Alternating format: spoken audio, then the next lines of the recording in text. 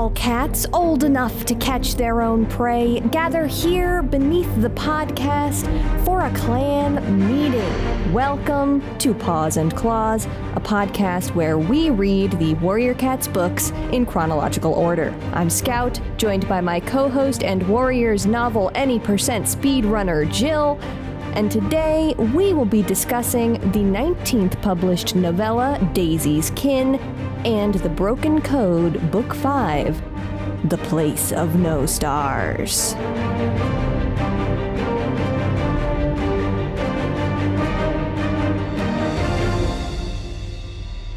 Jill. What is up, gamers? What's up, gamers? Chat, can we get some donations?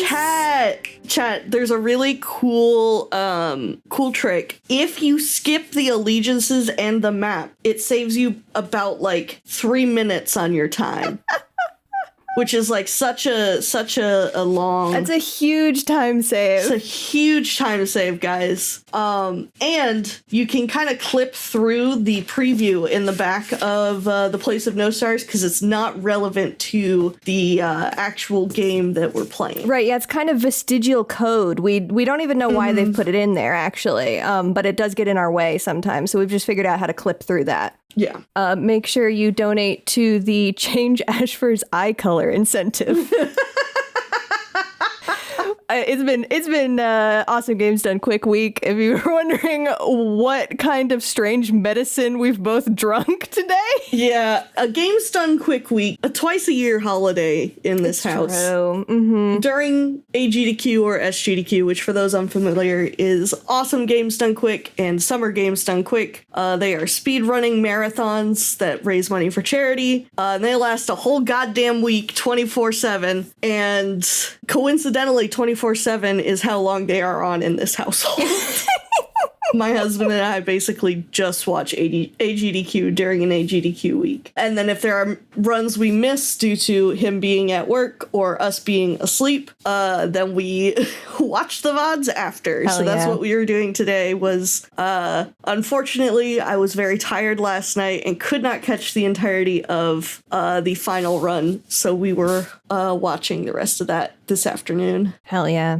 Which is also coincidentally the VOD that I was just watching some of before we started this call to make this podcast. Shout out to our guy ADEF. Yeah, shout out to ADEF. Love his content. This is not sponsored by ADEF. Not sponsored by ADEF. I'm sure Eric wishes it was.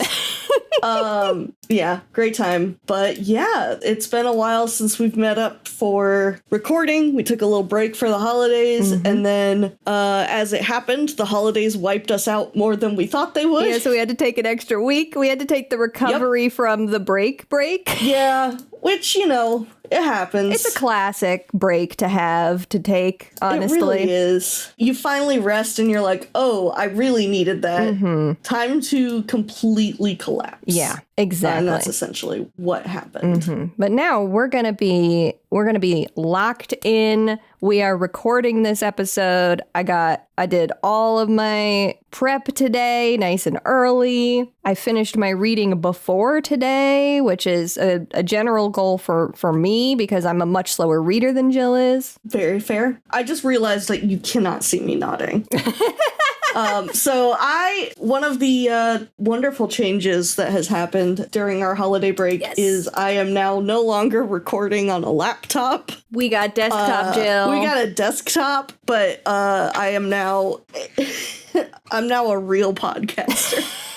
A real podcaster who doesn't have to unplug their mic every time they want to move their computer around. Yeah, it's really great. I can just leave this thing plugged in and my levels stay the same. So, the one thing is, though, I still do not have a webcam for the PC. So I am speaking, and Scout I can visually see, but Scout cannot see me, unfortunately. I see you in my mind's eye. Visual. What's my Jill score? How many Jills can I spin in my head at a time? Fuck. Deep cuts. Shout out to Cube scores. Christ. Scout, how's the prey running? Prey is running great. Earlier this week, I made a pot of curry, which is a classic Scout meal to make. I've talked about that on this podcast before, but I very specifically went for a masala curry. So like the same sauce you would get with chicken tikka masala, but instead of having the grilled chicken in it, it was like stewed white and sweet potatoes and carrots and some chicken, but just like stewed chicken, not grilled chicken. And that was so tasty. That sounds really good. It was really good. So it has been, several months. While Eric was out of town, I got to make one of my favorite meals that he does not enjoy. Oh, yeah? So I made my roasted vegetables and pasta dish. I also made Polish noodles with Polish cabbage and noodles, which my family had for several years when I was growing up. It's technically a Christmas Eve dish, but I did not have it on Christmas Eve because Eric does not like cabbage. So I made it for myself. It was very good. It is perhaps the quickest and easiest meal you could make ever. Hell yeah. Is it truly just what it says on the tin? It's cabbage and noodles? It's sauteed cabbage, egg noodles, and then a bit of sour cream mixed in. Yummy. And that's it. Oh, and I put salt and pepper in mine. And you can put onions, but I did a shallot. Nice. And then last night, we went to go play board games with a couple of friends. And I made, at Eric's request, cinnamon toast crispy treats, basically. Yes. They were, instead of Rice Krispies, it is cinnamon toast crunch. And then, still the butter and marshmallow. Mm-hmm. And wow, they are so good. Highly recommend. Oh boy. As I mentioned to Scout earlier, the texture just is perfect, because one of the reasons I don't care that much for Cinnamon Toast Crunch, other than it being so sugary, because I am a known sugar cereal hater. Not hater. I just can't really tolerate it. It is really sweet. Yeah, a lot of them are really sweet. Like the most I can handle is Cinnamon Life. I can do a Honey Nut Cheerios. A Honey Nut Cheerio is nice. That's not too sweet. The very rare Captain Crunch. An occasional Captain Crunch. An occasional Captain Crunch. I feel like it's not as sugary as some of the others. But anyway, it's just one of the reasons I don't. It is, and that's one. Now that's an idea, because as we talked about, one of the reasons I don't like Cinnamon Toast Crunch is it is too hard. But putting it in this melted marshmallow and butter gets it to a perfect texture. So I'm wondering now, giving you ideas about Captain Crunch would work really well. I'm feeling like it might.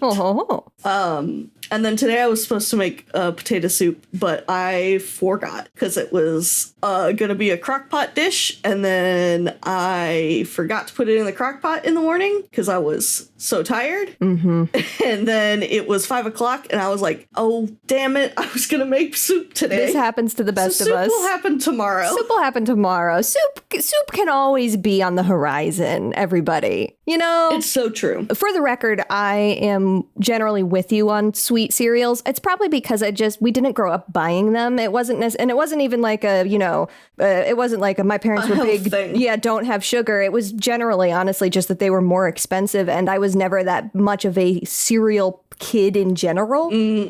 So occasionally I would get to try a sugary cereal at a friend's house, or if they had samples at the grocery store, and I would be so excited, ooh, this is something I never have, and I'd have one bite and be like, I'm good. That's enough. That's enough of it. And that's quite enough of that. But yeah, let's go ahead and get into some news. We got some actual news this week. It seems like that's happening more and more often, which is kind of exciting. Yes. Why don't you tell me about the blind boxes and the merch? Because I think you know more about this than I do. I'm really sad. So recently, I believe we mentioned it before the holidays, that they had revealed they were going to be coming out with some Warrior Cats blind boxes. blind boxes of plushies and blind boxes of vinyl figures. A lot of folks have reported having seen them at their Walmarts. I was like, oh, hell yeah, because a lot of folks in our Discord and a lot of folks that I see on TikTok were like, I found these at my local Walmart, and I'm like, okay, I'm gonna go to Walmart on my way home from my board game group, and I'm gonna see if I can find them. I went to 2 Walmarts, and they didn't have them. No! But they're very cute, and I do really want to find them. There are 2 size plushie ones. There's big plushies and small plushies, and then there's the vinyl figurines, which are actually, I think, the ones I kind of like the most. Mm-hmm. But the figures are Firestar, Greystripe, Brightheart, Spotted Leaf, Silverstream, Cinderpelt, Yellowfang, and Scourge. There's a lot of focus on like New Prophecy and Prophecies Begin characters. Probably because of the graphic novels coming out right now, especially. I would imagine so. And then the mini plushes is Firestar, Greystripe, Brambleclaw, Brightheart, Scourge, Yellowfang, Tallstar, and Hawkfrost. Whoa. Tallstar in there. All right, Tallstar. Yeah, a little Tallstar plushie. And then the large mystery plush is Firestar, Greystripe, Brightheart, and Scourge. Shout out to Brightheart. Yeah, and they're like really actually quite cute. They are. Plushies. I'm actually a lot more fond of, even the big ones, I'm a lot more fond of them than a lot of the large plushies that they have on their site. Mm-hmm. I think they're an improvement. Yeah, I do own several of them, I know. But I do think that not all of them are the most appealing. Yeah. So I think that they have a little ways to go with the older designs, and I think they've definitely improved on the plushie look with these new ones. I agree. So yeah, that's the new merch that's out there. So check your local Walmart. I will be continuing to check mine. I'm sending good luck vibes your way that your Walmart gets them. Thank you. Yeah, I feel like I saw something about that they're being sort of soft launched at some locations, and that then they're going to roll out across more, but I don't know 100%. Well, if what I've seen on the internet is any indication, if this is a soft launch, it is very successful because people are definitely purchasing them quite a bit. Hell yeah. Next thing is, I think, more on your side of things, I would say. Yeah, it's this is a little I'm crawling out of the Erin Corner to give us some breaking Erin news. New Erin reported, or kind of new Erin, because Rosie Best, who is someone who's been actually on the Erin Hunter team for a long time. She started out a really long time ago helping Victoria Holmes to answer fan mail, ended up as an editor and later a writer on Survivors, which is the Erin Hunter series about dogs. She will be debuting as a Warriors writer with Changing Skies, Book 4. Changing Skies is the arc that is currently releasing. Book 4 just recently revealed the title as Guiding Light, and this will be Rosie Best's first time jumping into Cat World. Very excited to see that. Yeah. In the eventual future when we get there. Mm-hmm. Yeah, it will be a little while because we're going to wait to cover that until the entire arc is out. But when it comes to time for us to cover it, I'm excited. It seems like a wild arc. Yeah, I haven't seen much, but I'm very interested in what I have seen. Mm-hmm. I will say that. Yes. One cover today for the impromptu little cover corner. This is the simplified Chinese language edition. It is featuring Ashfur in the dark forest. He has an aura around him. And I just need to know, is this aura farming? Maybe a genuine question. I don't know that I fully understand what aura farming is. I could be wrong, but my understanding of aura farming is like increasing the amount of cool that like you appear to have. Mm-hmm. So like it can be passive by like, I guess, standing there and like posing or doing something, or it can be an active, right, like doing something cool. Putting on an affect. Gen Z, if you know. Gen Z, Z, help us out. We're just Gen a Z, couple help of us young out. millennials, man. We're trying our best out we here. don't know what's going on. I don't know shit about fuck. Truly. This is a cool cover. It's very different from the other covers that we've seen recently, I feel like. It's more fantasy than they usually go, and that's fun. Mm-hmm. This is not really how I picture the Dark Forest at all, but I think that's fun too. It kind of plays in the smoke and fog area that we get a little bit in this book. And I do want to just give a shout out to my guy Snowtuft, who is looking extremely sad here underneath Ashfur. He's just down in there. He's so sad. Poor little guy. He's just a little guy. But yeah, that's what I got for this one. I liked this one. It was the only cover that had anything sort of interesting that I wanted to talk about with it. I do really like the color scheme too. I think the color scheme is good, even if it's not. For some reason, and maybe this just comes from all of the Warrior Cats animation that I have seen and like the stylistic design of the Dark Forest in those that sort of has permeated the animation community, but I always picture it with a bright red sky. Yeah, there's so much in there about like twisting vines and decay. Like, I don't picture it with almost any sort of light. Mm-hmm. Basically, it is just like the dankest swamp you have ever seen. The swampiest swamp. Yeah. I'm excited to talk about Place of No Stars today. But first we're gonna go on a little Daisy detour, which I think will be fun and will probably be fast. Why don't you take us there? Sure thing. In Daisy's kin, we find Daisy in mourning. Between the recent deaths of her children, Berrynose and Rosepetal, and the grim chaos the clans have faced at the paws of the imposter, she is feeling listless and disconnected, unsure of her place in ThunderClan. It is in this vulnerable state that she is visited by Smokey, her former mate from her early life at the Horseplace. He comes seeking her aid as his current mate, Coriander, is in labor and struggling to deliver their kits. Daisy gets permission to aid Smokey and his family. Mouse Whisker, the last remaining kitten from their litter together, also joins, along with Alderheart for his medical knowledge and Sorrelstripe, a young ThunderClan queen. They arrive in time to help Coriander deliver 2 healthy kittens, but the third kitten and Coriander herself are not as lucky. Freshly a widower, a distraught Smokey is determined to keep the final promise he made to his mate, that their surviving kits will not be taken away from him, by humans or by the clans. The newborns face immediate danger as they still need proper nutrition. After some trial and error and a close call with a hawk, the party runs into the sisters, who can provide Smokey's family a neutral territory for shelter and a queen willing to nurse the kits until their weaning age.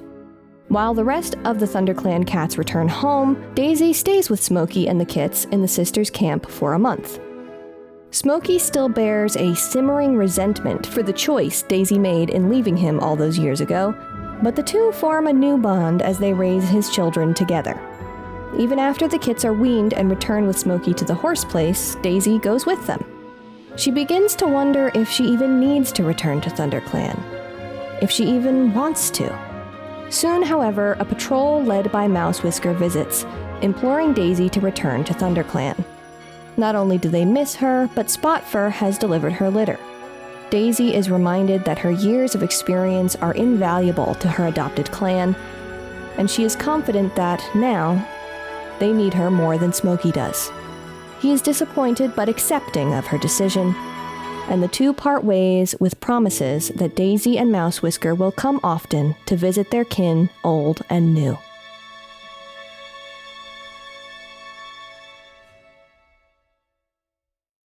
Meanwhile, in The Place of No Stars, Ashfur's actions continue to spiral the clans further into chaos. Shadowsight faces distrust from everyone after playing accomplice to Ashfur's escape, but when Rootspring reports on the disappearance of both the imposter and Squirrelflight at the Moon Pool, Shadowsight offers to dream himself into the dark forest to rescue Squirrelflight and redeem himself. His request is eventually denied in favor of sending the more experienced RiverClan medicine cat, Willowshine.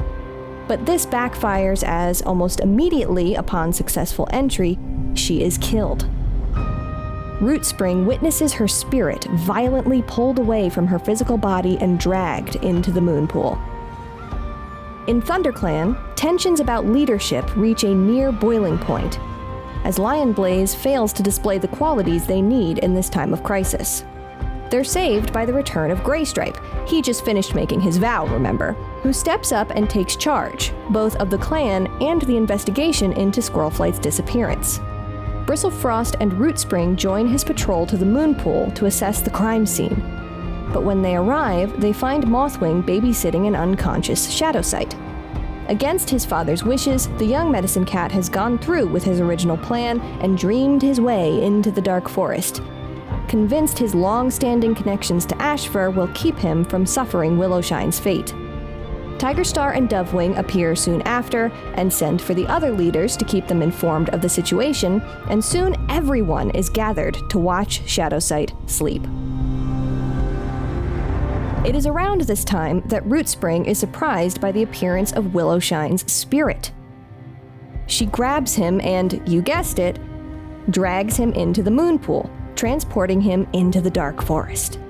She explains she needed backup in her own attempts to free Squirrelflight, who is being held with Ashfur's other captives.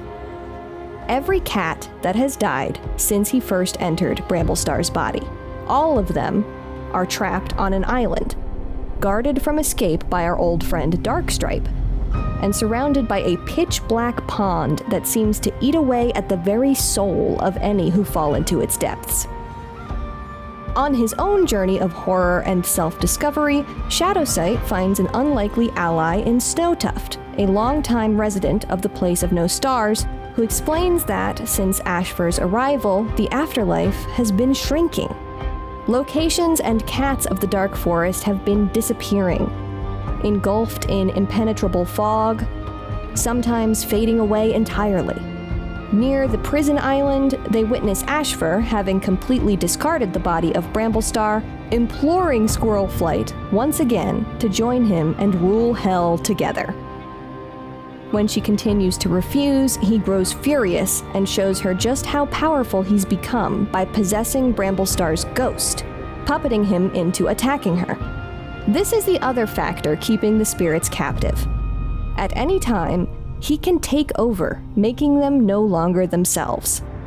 Shadowsight jumps into action, attacking Ashfur and splitting his attention long enough that Squirrelflight and Bramblestar, his mind freed, are able to escape. Shadowsight pays for this bravery, however, with a vicious onslaught by the imposter, waking up beside the moon pool just in time to save himself from death. Rootspring and Willowshine chase after Squirrelflight, pursued by the imposter's spirit puppets. They are on the verge of escape when they are betrayed by Willowshine, who reveals herself to have been under Ashfur's control this whole time. They face recapture, but Rootspring manages to fight his way past Darkstripe while Ashfur is distracted by Squirrelflight.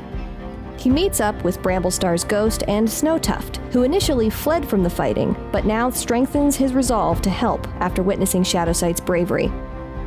He acts as a distraction while Rootspring and Bramblestar's ghost free Squirrelflight and finally reunite Bramblestar with his body.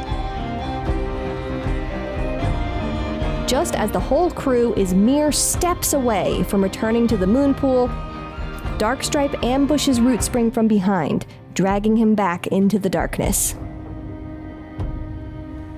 Lakeside, the joy of Bramblestar and Squirrelflight's return is cut short by the realization that Rootspring is still trapped. Bristlefrost and Shadowsight are determined to enter the dark forest together and rescue their friend. They enlist the help of the sisters, who perform a ceremony to transport them safely without the risk of their own dark thoughts overtaking them, and emerge just in time to see Snowtuft has been commanded by Ashfur to fight Rootspring to the death, as the jeering faces of the spirit puppets look on.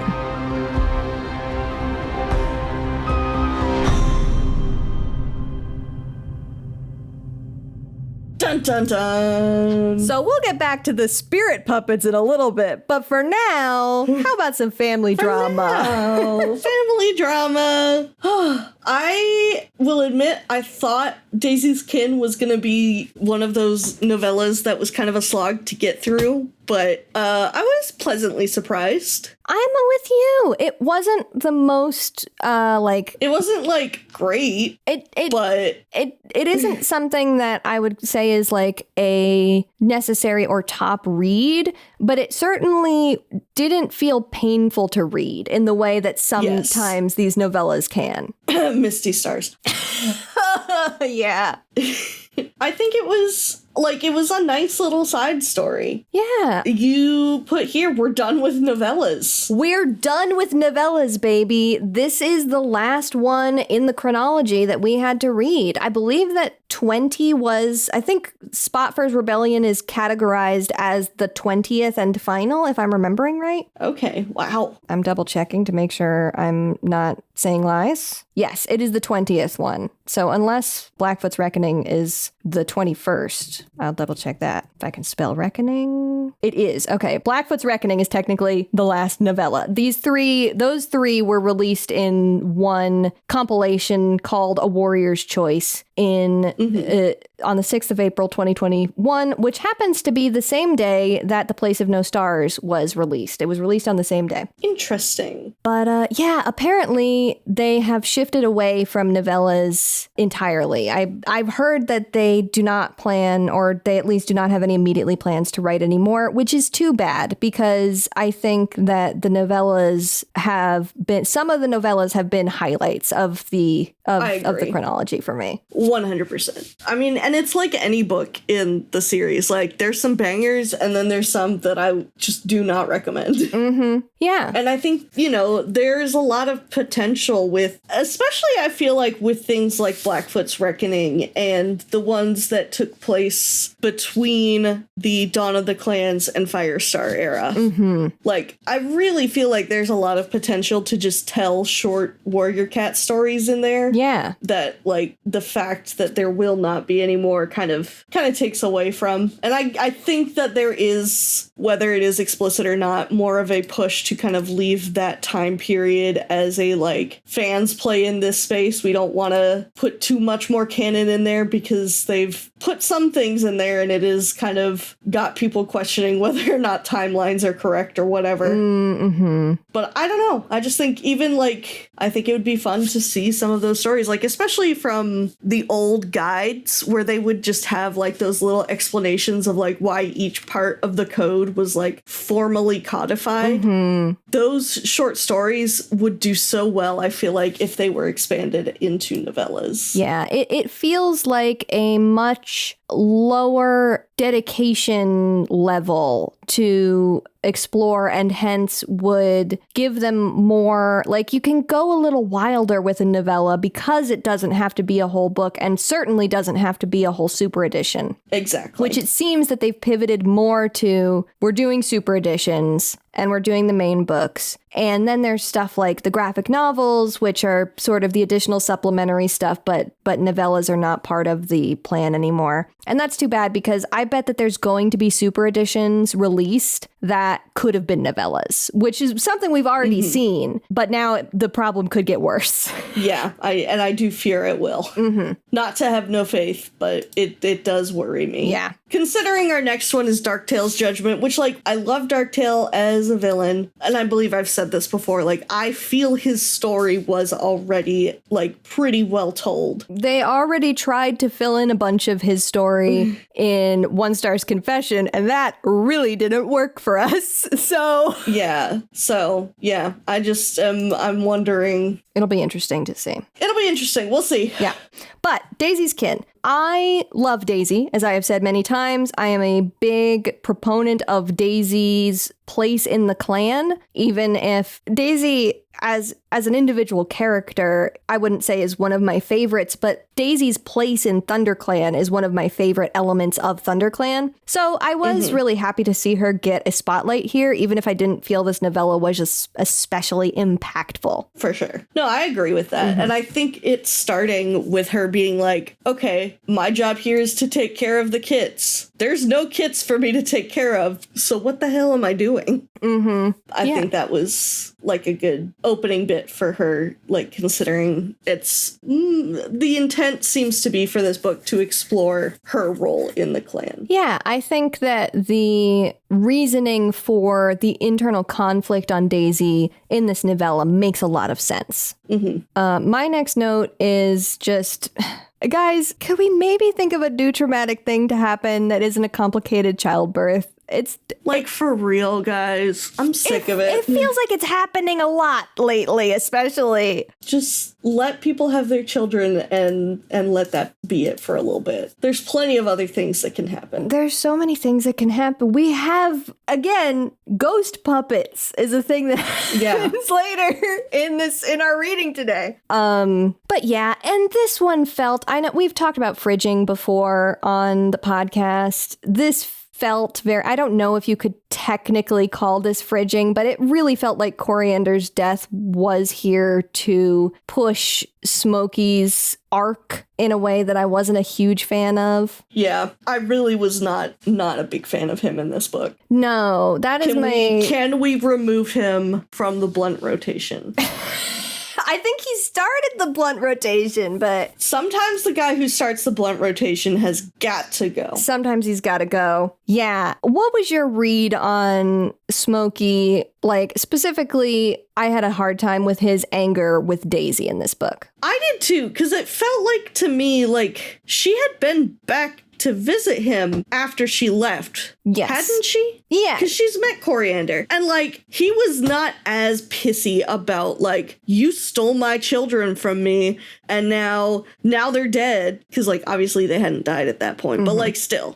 It felt a lot more aggro in this particular book. And it felt like it was doing that in order to, like, kind of amplify her grief that she was already feeling rather than, like, be a, like, escalation of his previous feelings. Yeah. It almost reads like... I'm a big proponent of therapy generally, but sometimes a person goes to therapy and takes all of the wrong things from therapy. And there is a little bit of, like, Smokey went to therapy and was told, like, hey, you probably have some unprocessed grief about this thing that happened with your ex-wife that you probably need to process a little bit, and took that and turned it around into, my ex-wife betrayed me and I'm really upset about it now. My ex-wife caused me to have this grief and it's all her fault. Right. And I think that was the thing that was the most frustrating for me about it, is specifically that it felt like not just Smokey, but also Daisy herself and the narrative were kind of playing this as Daisy's decision to leave being selfish. And I don't think that that's fair. And it specifically keeps framing it as, like, a lot of it is being framed as, like, her leaving Smokey specifically, rather than her leaving the barn because it is the safer option for her children. Right. Yeah, exactly. It does keep coming around to, like, what she did to Smokey versus what she was doing for her family as a whole. Yeah.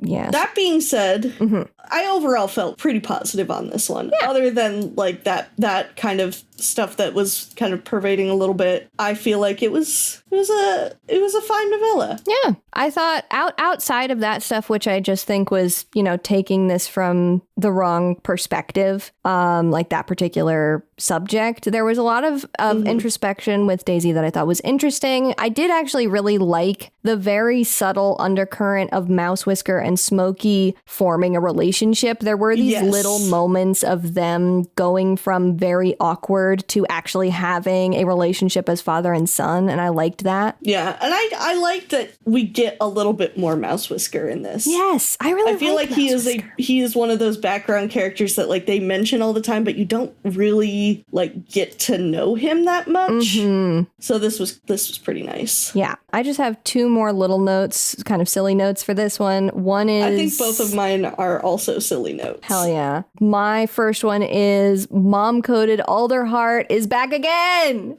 That was my first note too. I was like, oh my god, Alderheart's a mom again. He's a mom! Single mom who works 2 jobs. He's a single mom who works 2 jobs. I love him so much. I love that for him. I love him so much. What a good boy. My other silly note was towards the end where Daisy is telling Smokey like, "Hey, I'm leaving for real. Like, are you okay with that?" And he's like, "Yeah, no, I understand it. I really prefer if you stay, but I understand like this is what you gotta do. Plus, it's different this time. I realize we don't actually love each other anymore, unless." And I'm like, "Shut the fuck up." Stop. We ain't doing this shit. We don't need to do this. It's so funny because he goes unless, and then Daisy's like, no. And he's like, yeah, of course. That's what I was thinking too. Yeah, exactly. It's fucking, of course, that's the way it is. It was so funny to me. It was really funny. So yeah, that was my silly haha notes there. I love that. My last one is Hoot Whisker, clearly not on the Horseplace blunt rotation. Because he had that whole thing at the beginning where he seemed to not recognize Smokey, and I'm like, you live in the clan that is clearly on the Horseplace blunt rotation. As we have discussed, we have the lore of who is smoking weed at the Horseplace, and it starts with Hairstar. Yeah, ridiculous. Yeah, but actually, that reminds me of another moment that I thought was kind of nice, which is this weirdly emotionally mature Breezepelt moment later in the novella where Breezepelt is leading a patrol and runs across them while they're transporting the kits who are very malnourished and sick. Yeah, and Breezepelt's children, like daughters, are like, oh my god. Mm-hmm. And he is a girl dad now. He is a girl dad now. Very important step in his journey, is girl dad. Yeah. But he has that moment where he sort of takes Daisy aside and is like, hey, those kits really need help. I wish you luck on that. Which was kind of nice for Breezepelt. Yeah. That's all I've got for Daisy's kin. Yeah, that's all I got too. Hell yeah. Oh man. Overall thoughts on this one? I don't know. I'm kind of conflicted on this one. Because I feel like there are some very cool things that happened. But like, if... Once again, we are having the same argument over and over and over again. True. And I simply would have liked for that to not be the case. We are no longer, should we kill Bramblestar or not? It is, should we send Shadowsight into the Dark Forest or not? Yeah, it does happen like too many times, at least. Yeah. This is a weirdly structured book. In that I agree. Everything kind of happens twice. Like, yes. We have a bunch of stuff, like, even as we get towards the end where there's some fun action scenes, it's like Root Spring gets captured and escapes and gets captured and escapes and gets captured again. There's a lot of backtracking, a lot of this push and pull, and not a lot of stuff getting moved forward. I agree. And I think that this is our setup book of this arc. You know, we have been saying so far, we haven't run into a book that really feels like it's setting up what's going to happen in the next book, and I feel like this is finally the one. Yeah, it had its strong moments of repetition. But overall, I think there were some fun things that happened here. Yeah, there is definitely some really fun moments. There's some really interesting lore stuff and like just the way the world works that comes up here. And that's the stuff that I remember from my first read, and it's the stuff that sticks with me after reading. And so I kind of end up forgiving some of the more egregious pacing stuff with this one, just because I think I find a lot of the other things compelling compelling, but it definitely has its problems. Yeah. One of the things that like drove me crazy about the repetition was every single time we're in a shadow sight POV and he's in the dark forest, he's like, I can't let it like turn me, like it can turn a good cat bad. And it feels like that cat bad. That fucking line is repeated so often, and I'm just like, okay, we get it. We get it. It's true. Say something new. Shadows Eye, please say something new. Yeah. That was a tough one. The fucking, if you die in the dark forest, you die in real life. If you die in the dark forest, you die for real. That, every single time they said that, because they said that multiple times, it killed me dead. I was like, now what are we doing? What are we doing here? What are we doing here? Yeah. Oh, yeah. I wanted to talk about the very funny throwaway explanations of where certain cats are or aren't. Mm-hmm. There's just some very silly stuff in this book for me regarding the cats that went on a wander before, which was sort of the thing that set up Gray Stripe's vow. But then also there's the allusion to Daisy here. So it's sort of, the book is trying to square the circle of we have this super edition and this novella that are also taking place at the same time and are being released around the same time. And we're trying to point out that those things exist here, but we don't really want to spend any time on it. Because it's like Thornclaw just reappears and they're like, yeah, Thornclaw went away, but he came back and he said he was too old to change. There's a one sentence allusion to Daisy being with the sisters, which ties into what's happening in Daisy's kin. Which almost didn't even feel necessary. No. It almost felt like a promo line. Yeah. You know? Well, and they came out on the same day, so... Yeah. Like, oh, if you want to know why... If you want to... Because especially because they're like... Hold on. Mm-hmm. The line felt very weird. Yeah, because like you don't even need to mention Daisy there. Nobody was wondering where Daisy was. Everybody just assumed she was at camp, right? But it's like, and Daisy's not at camp. Yeah. Well, I feel like the line was specifically something like, Daisy's with the sisters, but we can explain that later, is like what the line was like. Yeah. And I'm like, okay. It felt very much like a product placement line. Mm-hmm. Yeah, it felt funny and weird. And then even Flipclaw explaining what happened to Flywhisker and Snaptooth was kind of a strange deflationary thing. Like, it was such a big deal that Flywhisker and Snaptooth decided to leave the clan, and then we sort of just get this thing where Flipclaw comes home and everybody's like, Flipclaw's here! Which I'm also like, Flipclaw's here! Because Flipclaw rules. Yeah. But then he's like, and also Flywhisker and Snaptooth, they decided to become kitty pets. I saw them on my way home. And it's like, okay, well, where was that? Yeah, why didn't we hear about that? That sounds like it could have been an interesting conversation, but okay. They were kind of important for a while. I did find the line. Oh, good. Yeah, read it. Leafstar nodded, and the sisters know Squirrelflight too, because she and Leafpool spent some time with them. Product placement for Squirrelflight's Hope. Mm-hmm. But does any cat know where they may now be found? Which is such an awkward way of wording it. Mm-hmm. ThunderClan knows, Graystripe replied, because Daisy has been staying with them for a while. Which is also such a weird wording of it. Mm-hmm. And like, also, then it says, at the exclamations of surprise that followed his words, he added, it's a long story, and this isn't the time. It's not actually a long story. Not really. You could say, oh yeah, Daisy's with the sisters helping take care of some kits. Mm-hmm. Yeah, that's fine. One sentence. Mm-hmm. Also very funny, that first sentence is wrong because Leafstar says Leafpool and Squirrelflight spent time with the sisters. Leafstar herself said spent time with the sisters. Yeah. Yeah, no, exactly. But yeah, it felt very like, oh, if you want to know why she's with the sisters, you'll have to go read her novella. Mm-hmm. Very, we talk about on our other podcast, In Sequence. She also really wasn't with them for very long. She was with them for a month. Yeah, but not a long time in Warriors Land, I would say. Yeah, not a lot of time. Anyway, sorry. Go ahead and talk about In Sequence. Oh, I was making the joke on In Sequence. We talk a lot about in American comics, like superhero comics specifically, when there'll be a pop-up basically on the corner of the page that says like, if you're wondering what Spider-Man is referring to here, you can check it out in this issue from this year. I literally was going to say the same thing. It feels like a find out in issue 87. Yeah. Damn, that's crazy. Mm-hmm. Crossovers. Anyway. Yeah, that's our own kind of product placement. Yeah, exactly. Check out our other podcast. Check out my other podcast. Ash for Stock's going up. The first thing I marked was simply a moment where it's very early on, where Squirrelflight is like, "Why'd you bring me here?" And Ashfur comes out of Bramblestar's body and is like, "It's so good I'm finally able to be myself with you." And I'm like, "Ew, get away, go, get back in there, yuck." Ew.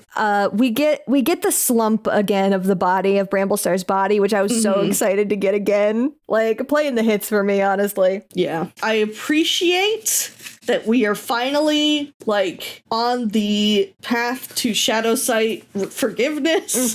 People are finally starting to realize that, oh, this is a child who was taken advantage of, not an evil villain who plotted against us and is hoping for our doom. Yes, I'm very glad that is starting to shape up. I don't know where Boy Dad Tiger Star was last book. Yeah, he just took a little break, I guess. He took a break, but then he came in so strongly for his boy in this one. So he gets a couple points back. But Tiger Star, you're still on thin ice. Yeah, we're watching you, buddy. I'm watching you. My next note is about Willowshine's death scene. Do you have anything before that?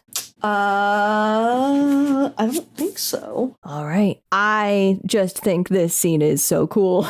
Yeah, it was so fucked up. It's fucked up. That is like horror movie shit. It really is. That her spirit appears. So she dreams her way into the dark forest, and then basically immediately Root Spring goes, "Oh, I can't see her breathing anymore," which alone on its own is very scary. Yeah. And then he can see her spirit, and her spirit is like jumping at the body, attempting to get back into it as the cats are performing cat CPR, and the spirit cannot rejoin with the body. And then she seems to have an argument with somebody that Root Spring can't see. And then she is dragged bodily. The spirit is dragged bodily by an invisible figure into the moon pool and like disappears that way. That's crazy.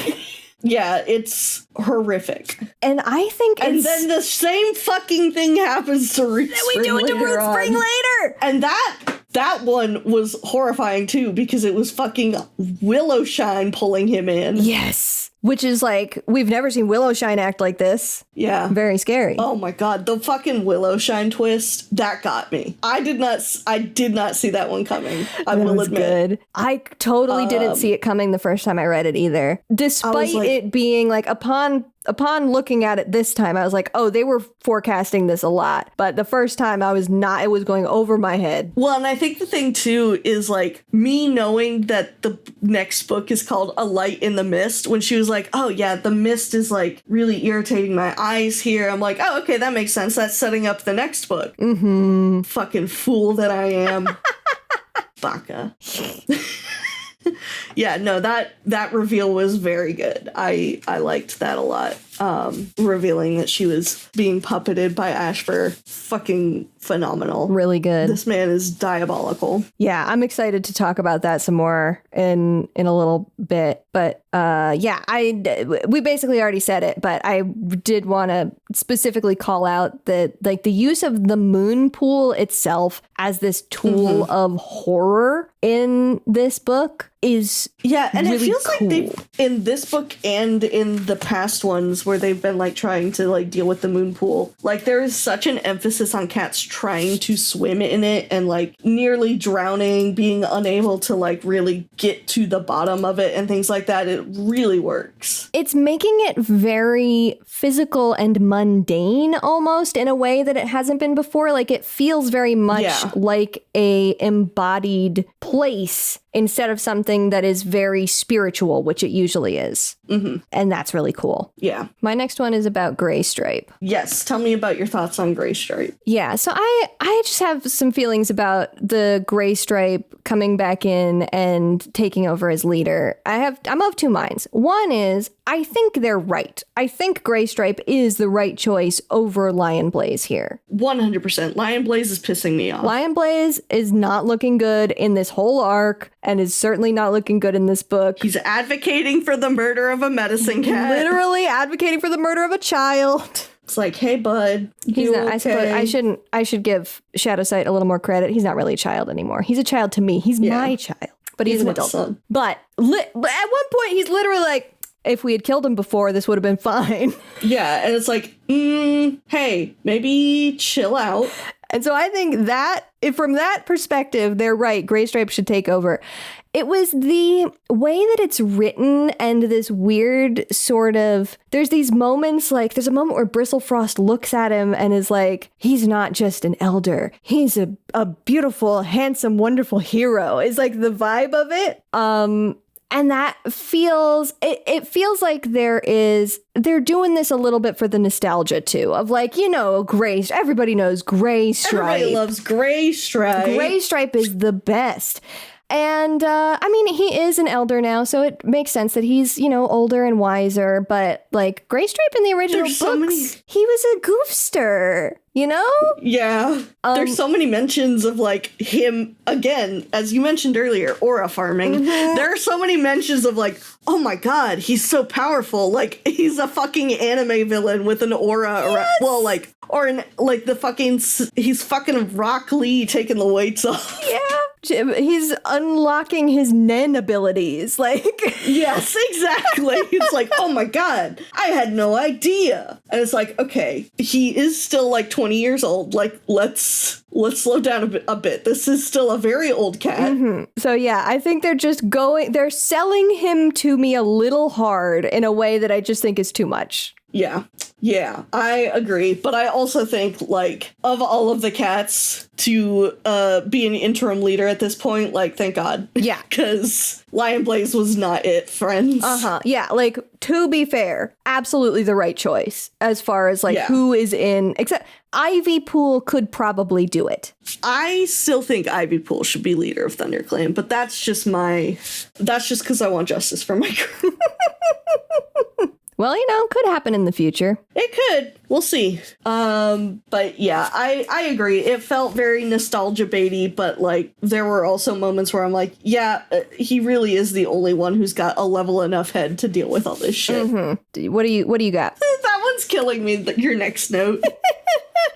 Rest in peace to Beetle Whisker. For real this time. We promise. His mom had a whole speech about it. We won't forget again, okay? We won't forget. This made me laugh so hard, specifically because I have been not knowing that this was coming. Like, I did not remember this happening, but I just have been passively on Beetle Whisker watch because of all of the times that he has still shown up in allegiances. Like, he got an apprentice. He was in a scene at some point after being killed in the Dark Forest. And then for them to just come into this book and be like, and Beetle Whisker died in the Dark Forest. It was horrible. And get this whole story about it was so funny. It felt so much like them covering their tracks. Like, for real. The Dalmatians in 101 Dalmatians brushing away the paw prints behind them. Yeah, 100%. That was like, okay, we're putting it on a little thick. Mm-hmm. My next thing is I'm still focused on fucking Ashfur. I am still confused on how he has managed to do all this. It's still unclear to me how he has managed to spirit puppet all of these ghosties and how he managed to trap StarClan in the first place and all this stuff. Like, how did he figure it out and nobody else did? Mm-hmm. Still a little unclear on that. I'm sure he's going to give us a nice evil villain monologue next book. But... I also am simply looking at him like, you have so much power and yet you are the biggest idiot ever. He's using his power for the stupidest thing. He literally is like, at one point he's talking to Squirrelflight. He's like, I'm a better choice. I have so much power. I might be the most powerful cat who ever lived. And he's like, Bramblestar couldn't even find his way back to his body. And she's like, oh my god, shut the fuck up.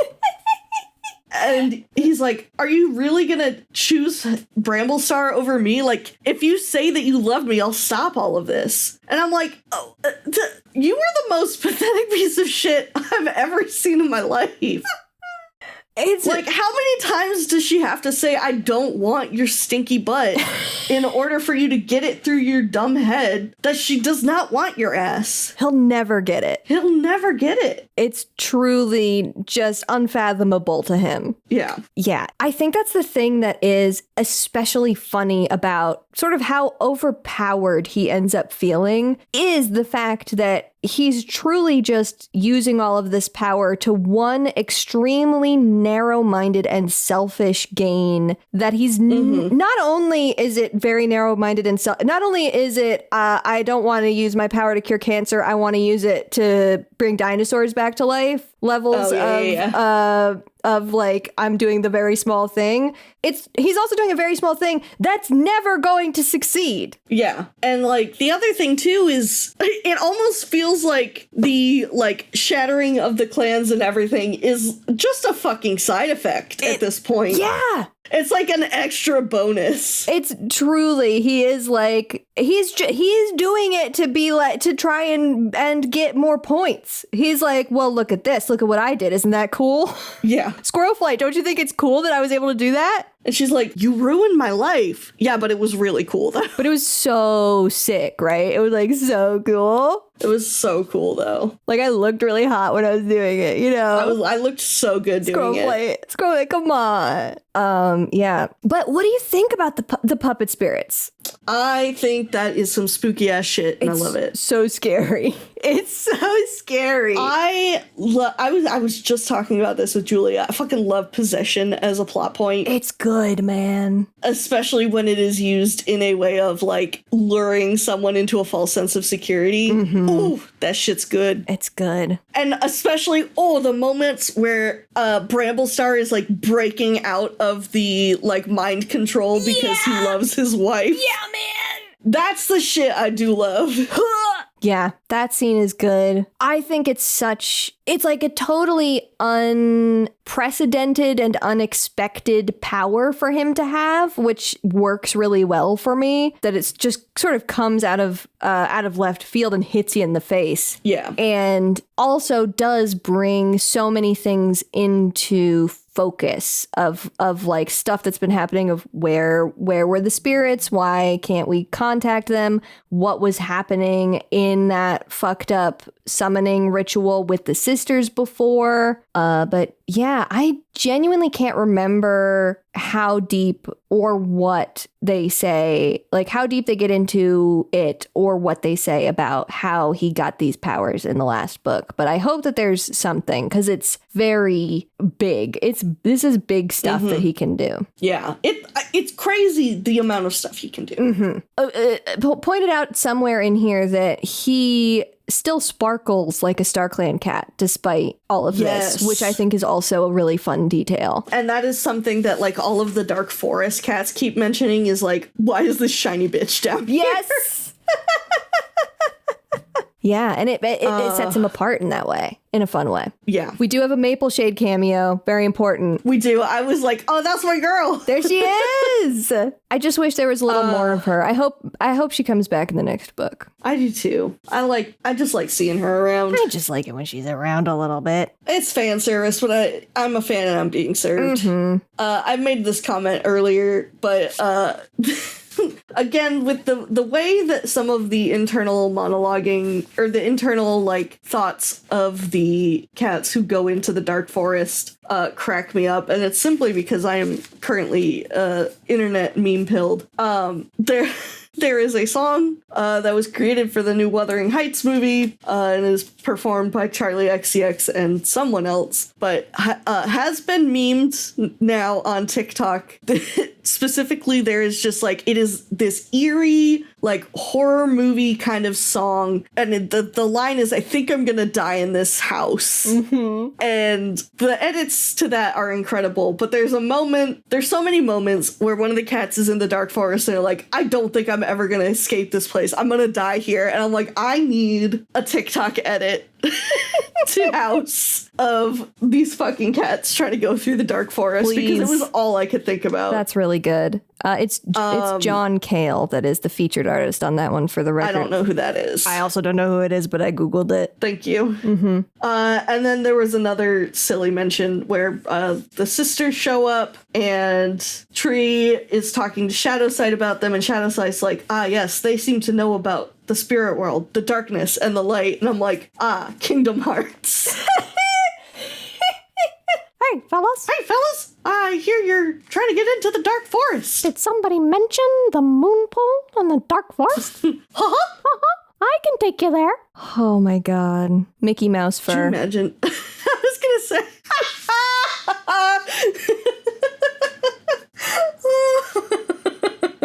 Oh my god. Stupid. That's even better than what I was going to start saying. Oh my lord. That is good. There is a line. Christ. I broke Jill with Mickey Mouse. Yeah.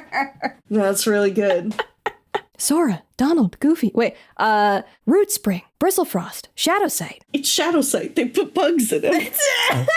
Happy anniversary to Riku. They put bugs in him. That happened today, right? Yeah. Okay. I'm here. There was a line that Shadowsight says to Mothwing that I really, really liked, which is Mothwing is asking him, don't your father's wishes about this, do they matter to you at all? And Shadowsight says, it matters, but it doesn't make any difference. And I love that because it lays out so well a feeling that is so real, that is really hard to explain, but there is like sometimes somebody says something to you or something happens and it's like that thing does genuinely matter, but it isn't going to change the course of action that I'm about to take. Like it matters to me, but it does not make a difference to this situation. And I just really, really liked that. I think it was a really great moment of him being like, I respect that you are my dad and also my leader, but you also have to respect that like I have this position of authority as well. I thought it was a really good moment of them like navigating this weird balance of their relationship, because it is so weird that like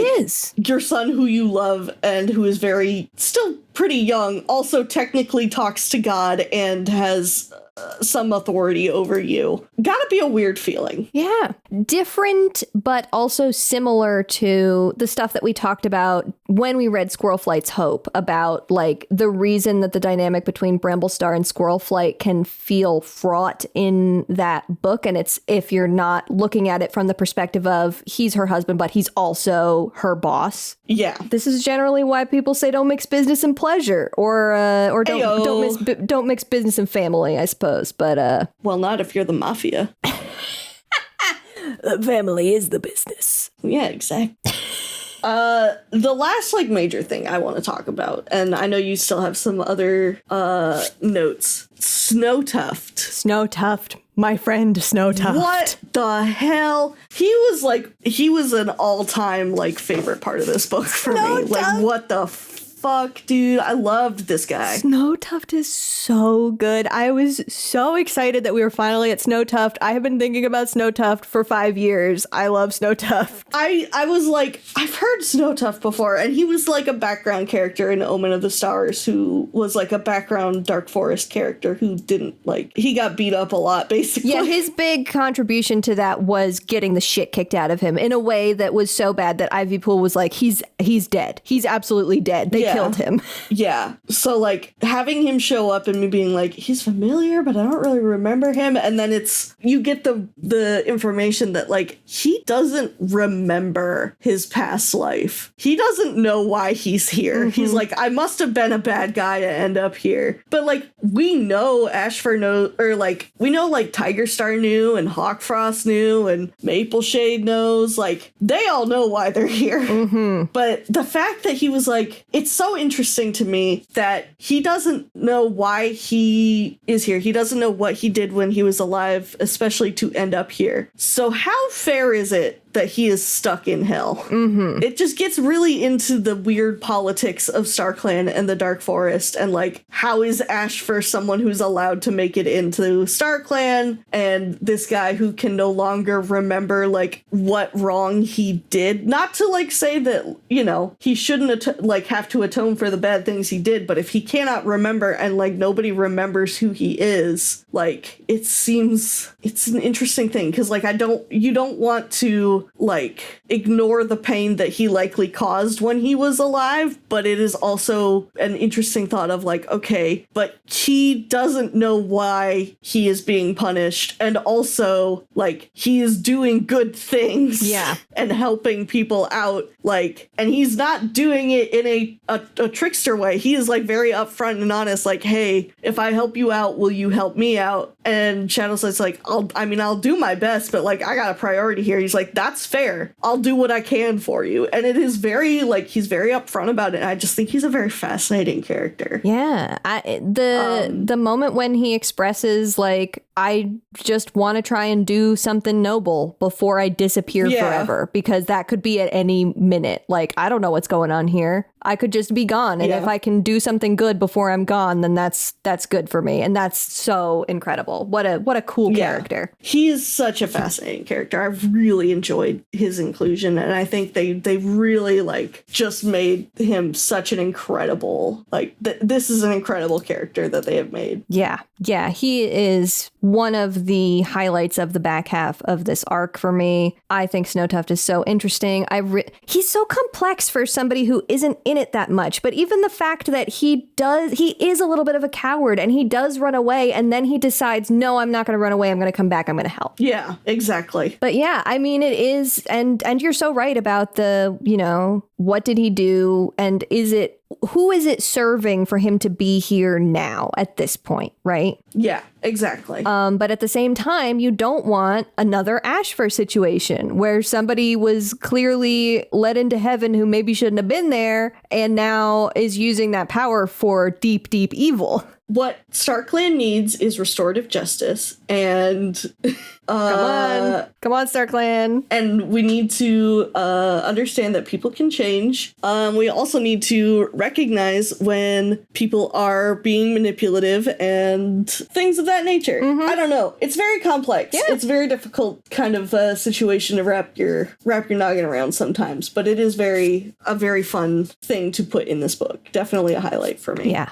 He brings a specific layer of complexity that was not here before to the whole situation. And I think that's explored more even in the next book as well. There's a little bit more to it that's interesting. From what I have seen, he continues to be a popular character among the fandom and potentially has mentions elsewhere. I love him. Snowtuft, you're good to me. Snowtuft, love to see you around. I think I hit the breakneck action. There's some fun, constantly shifting action in the back third of the book that I do think is enjoyable to read. Was not that enjoyable to summarize. There's a lot of jumping around, and like we talked about earlier, a lot of things happening and then happening again in a slightly different way. Yeah. But there's a lot of really fun action scenes, being chased through the dark forest by the specter of possessed Stemleaf who keeps appearing in front of them. Like every time they think they've lost him. That was crazy. He's in front of them. That ruled. Yeah, that was really fun. And then I really like that then we also get the reveal later of like, oh, this is because Willowshine was basically a spy and was like telegraphing their location at all times. Yeah. But when it's just happening and you don't know why it's happening, that's so scary. Yeah. And I gotta admit, I got excited for Bramblestar reuniting with his body. Now, I think it was Goofy. He lets out like a big yell or whatever. He's like, yeah, I'm back, essentially. And that part is a little goofy, but after 5 books for him to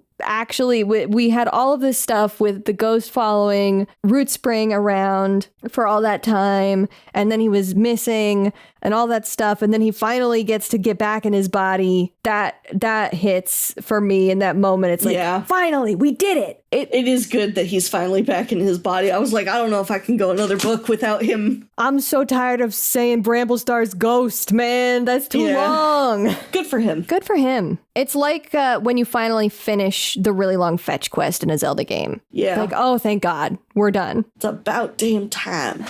But yeah, that's what I've got for my notes. You got anything else you want to hit? No, I don't think so. All right. I'll tiptoe us over to the Erin Corner then. Not too much. Two quick Snow Tuft related things. The Snow Tuft fun facts were the most interesting things that I found in my research today. One is that Kate Carey at one point said she thinks Snow Tuft deserves a novella. We just talked at length earlier in this episode about how they're not doing novellas anymore. They should bring novellas back and do a Snow Tuft novella.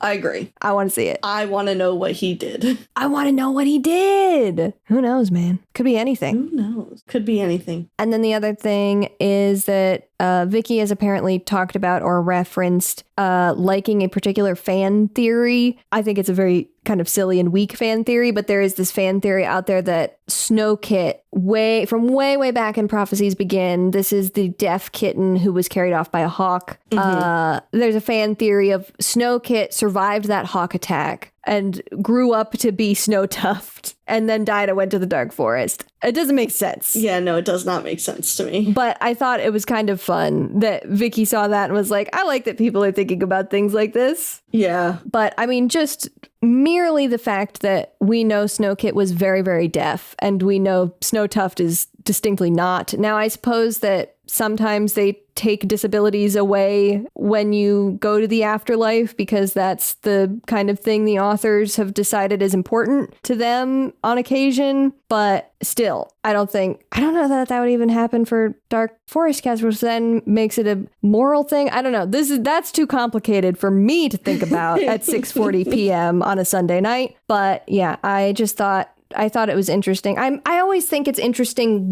what fan theories and what fan related things the Erins have commented on. Yeah, I agree. Speaking of fan stuff though, why don't you take us on over to Sharing Tongues? Yeah. So lots of Snow Tuft love, obviously. Mm-hmm. We've got another one here from Clans List, who I believe I've called out quite a few times last time. This one is an image of Snow Tuft, and it says, "I'm the only good man you will find here, that's for sure." And then I just scrolled down and there's see more like this, and there's other ones where it's like, "I would like to be supportive to your emotions. Here I am, all vulnerable and stuff. $50 or best offer to whoever will come and release me from this hell." Just some good stuff. Lots of Snow Tuft love. Lots of really cool Snow Tuft art. There's this comic that's related to Daisy's kin. It's Daisy. I like this. And she's like, "Go on, Mouse Whisker, go bond with your long-lost father." And it's pointing to Smokey, and it says his girlfriend died and he's crying about it. Haven't seen him in 20 years. Smells bad. Old. And Mouse Whisker's like, "Do I have to?" And then she gives him a look and he's like, "Yes, mama." Yeah, it's pretty true. A lot of very tiny itty bitty little Daisy arts. Oh. I just think they're so delightful seeing all these scrunkly little kittens. Just little tiny guys. Yeah. So that's actually something we didn't mention during the Daisy's Kin moment, is that the two kits that survive, they end up naming them. Smokey names the tomcat Coriander after his wife who died, and the she-cat Daisy after Daisy, and they call her Little Daisy. I think Little Daisy is such a cute name. Yeah, but there's another one where it's a drawing of the two kits, and it says they'll be named Joe and Mama. Exactly. Super thoughtfully. I just think that was very funny. Very hard to specifically find stuff for Place of No Stars because it is obviously the other in-canon name for the Dark Forest, but there are a slew of great character designs for Dark Forest cats. There's some good Snow Tuft art again. Then there's this one where it's a screenshot of where everybody's like trying to figure out who's going to lead ThunderClan right now. And it's like, Ivypool would be a better leader. She's Firestar's kin too. Yeah, or Mouse Whisker. And this person's comment is, I'm a firm believer that Mouse Whisker is the one who suggested himself as leader. Yeah, Mouse Whisker. Who said that? Who said that? Who said that? It wasn't me. Yeah, anybody hear that? Somebody suggested I should be leader. Another cool, like, drawing of something as if it were a screen cap from a show. It is Snowtuft with the line, surely I have the right to exist. Something is destroying my home and I don't understand why.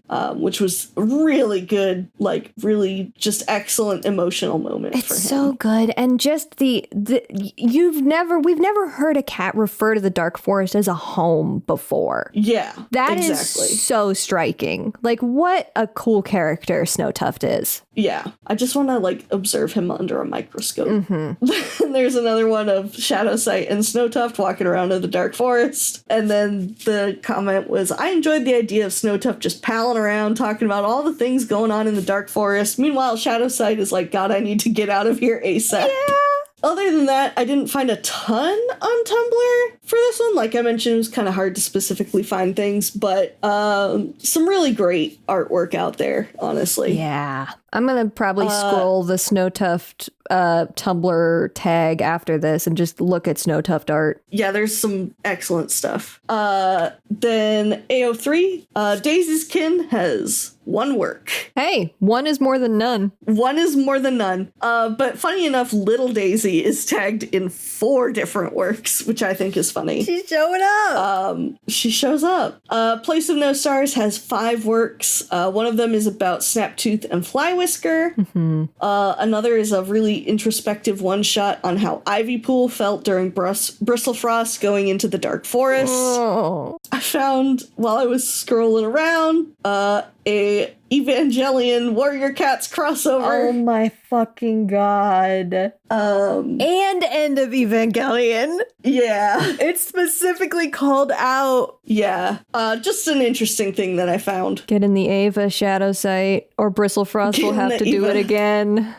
Christ. Snowtuft has a whopping 45 tagged works. Let's go, my guy. Let's go. The first result is one where he's this is one that is like, it just updated today. Wow. With a new chapter, apparently. He was a medicine cat that got sent to the Dark Forest, and it's exploring, like, sent why. to the Dark Forest for malpractice. Yeah. I did not click into it and read it yet, but I am adopting that into my headcanons of Snowtuft being a medicine cat that ended up in the Dark Forest for evil reasons. One of the suggested tags when you type in Snowtuft is Snowtuft / meaning shipping with original character. You guys are the realists. Storygraph doesn't have like a ton of stuff this time.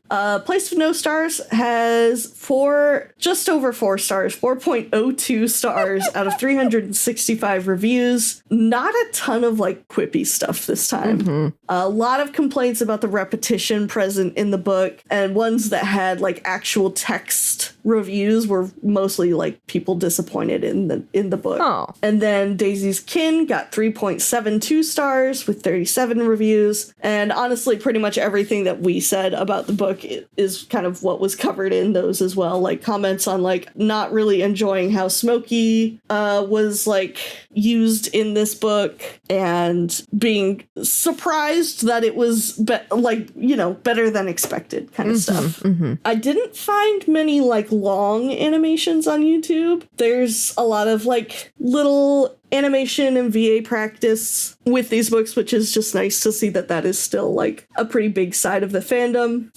This is not related to the books we read, but there were a lot of funny ones out there this time. A lot of like really short animation memes. There's one about the audio where it's like, the first one is the thing that boys have to go through, being chained up all the time or something. Yeah.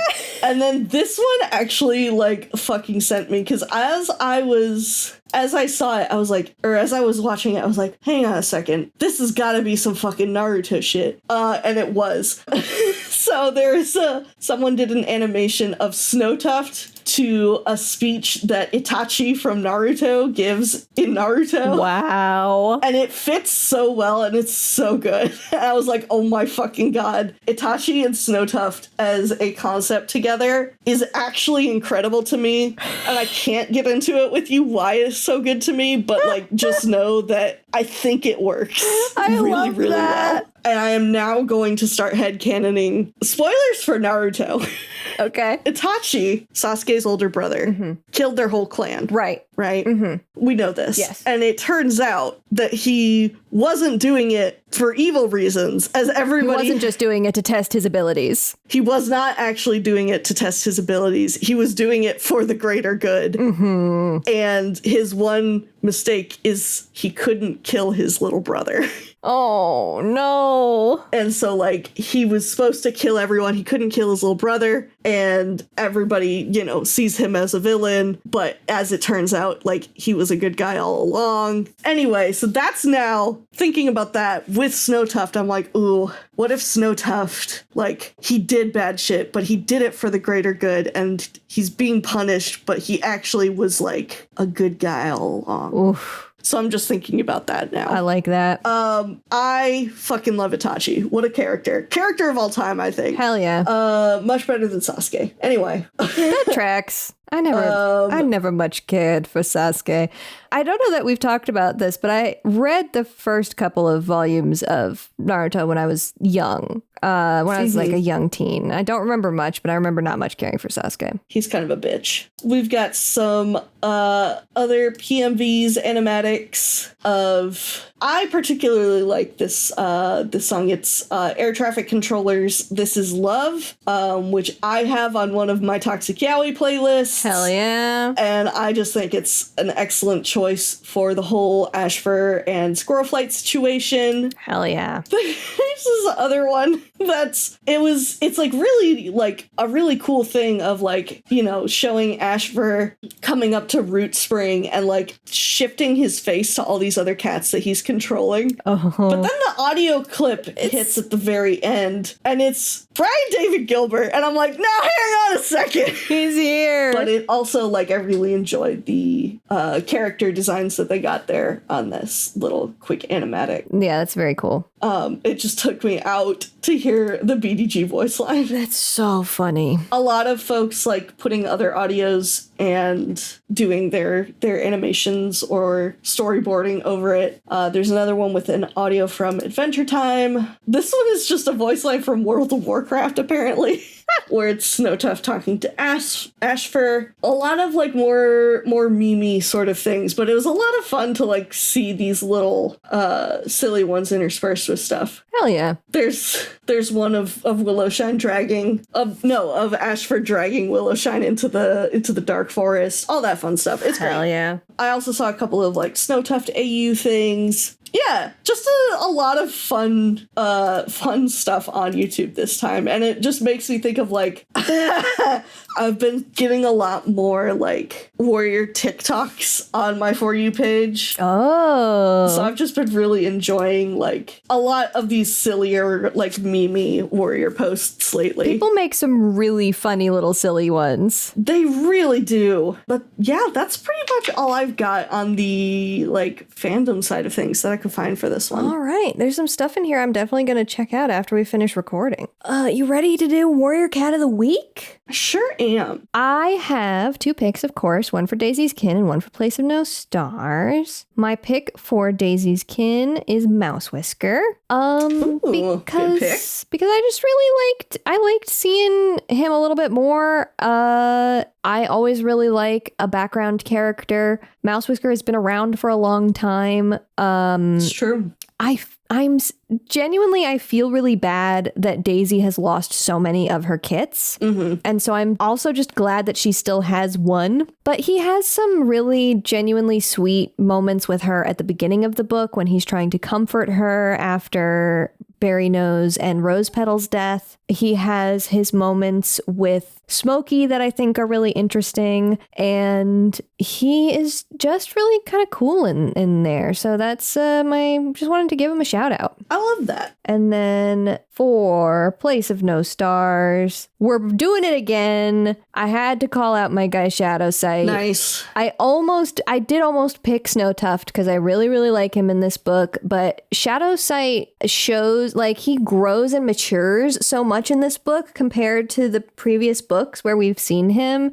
And it really feels like he's coming into his own. And also he fights Ashfur and gets fucked up, and that's cool. It's cool that he's got more scars, and he had that really good line about it matters, but it doesn't make a difference.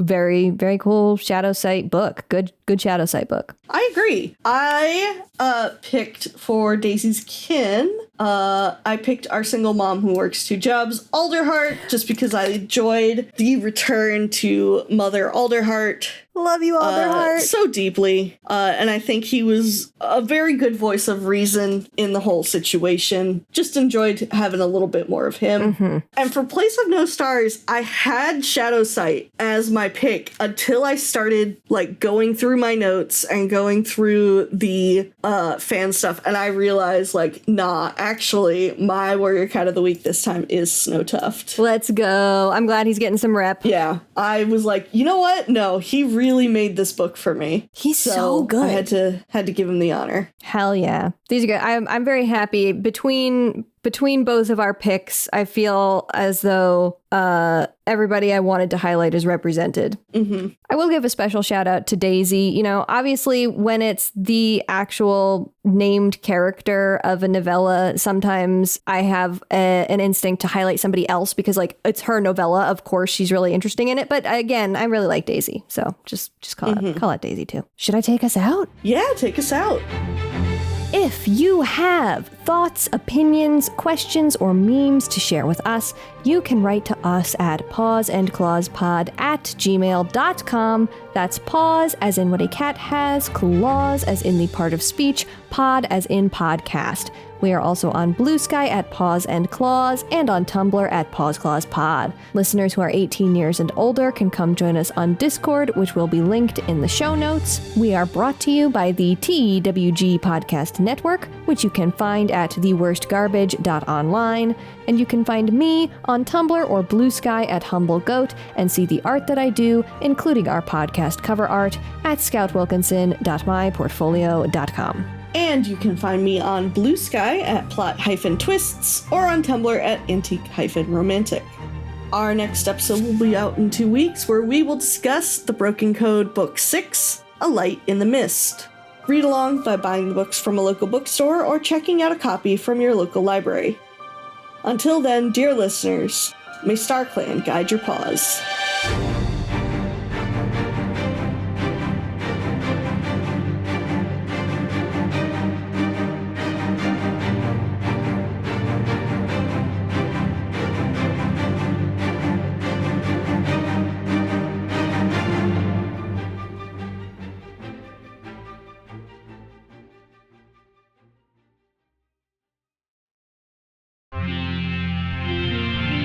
TWG, the worst garbage, online.